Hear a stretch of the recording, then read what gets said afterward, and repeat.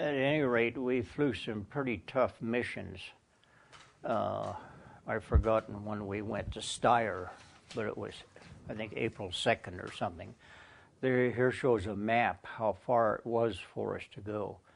It was normally 6 or 7 hours in the air on a mission. So that it, you know, when you were flying about half that way at 40 below zero and up there where you had to have oxygen,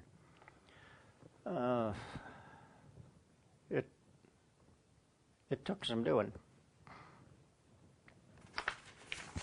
This was the plane that came into Casper, still comes into Casper. I can't get it right here. There it is. This is where I sat as a bombardier, and here's the bomb site. But all I could see out was through these windows, and so I'd like to get up and stand where I could see out through the Astrodome here. That's where the navigator stood to shoot positions and so on. So I was standing there when I got hit, and I crumpled down into the bottom here. To get up to the front from the pilot's compartment, you had to crawl through a crawl space. And here's a guy crawling through. That went along the side of the plane. Here's a photo of the front turret. Now, I used to fly the front turret a lot because I really liked being there, and it gave me 2 50 caliber machine guns to shoot. Don't know where I'm looking. The seat is out of this thing here. But at any rate, I always wanted to be able to see ahead. So that's what I was doing, was standing on I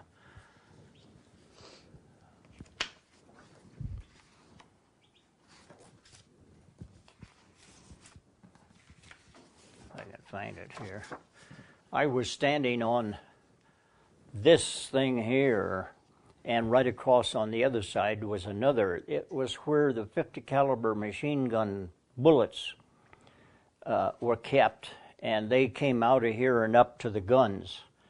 So I was standing with 1 foot here and 1 foot on the other side when this flak came through and hit me, and I just dropped right down into the bottom. After I lost my eye and put a patch over it, and it was 40 below zero, so it just froze right to my face and kept me from bleeding to death.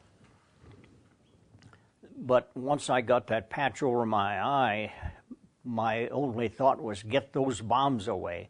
So I turned back to the bomb site. But the pilot, I had evidently been unconscious longer than I thought. And so when I turned to it, and I never gave it a thought that that much time had passed.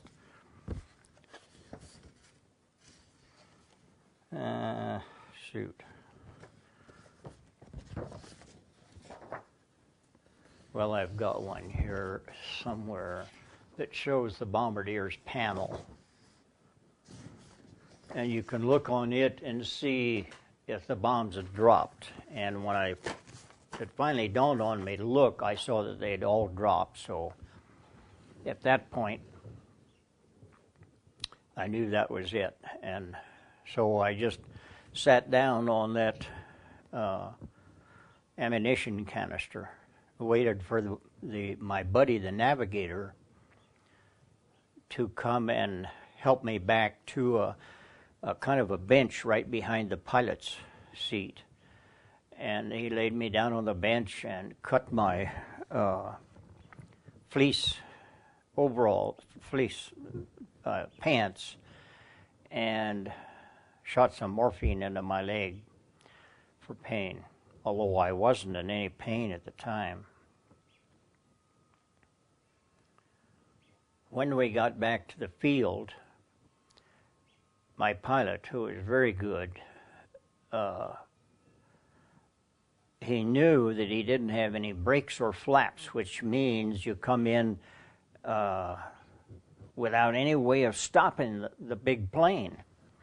So when we were about 2/3 to 3/4 of the way down the runway, he had pulled off all the power on the 4 throttles. But when he got down about 2/3 or 3/4 of the way, he pushed 2 of them on one side forward, which made the plane whirl around then without going over the end of the runway. So then when we got on the ground, the ambulance came and got me out of the plane, and they had another B-24 outfitted to fly as a flying ambulance. So they loaded me into it, and as we flew, by that time it was dark at night, and as we were flying along, I just got so cold, I just couldn't stand it. I was cold, and I was just shaking so much. One of the nurses saw me and said, "Quick, this man's in shock," and so they gave me some plasma, and I never had an idea how much blood or plasma means to us in terms of life, because I just all of a sudden felt warmer again, and at that point I became unconscious, and I didn't gain consciousness until I'd assume sometime the next day. And when I woke up, I felt like I was in a bed, so I felt around, bed, and over my eyes were these 2 big bulges. I had gotten plexiglass in my left eye when it blew my right eye out. And so when the doctor came to see me, and when that was, I have no idea, but it was a few hours after I had awakened and came back into consciousness.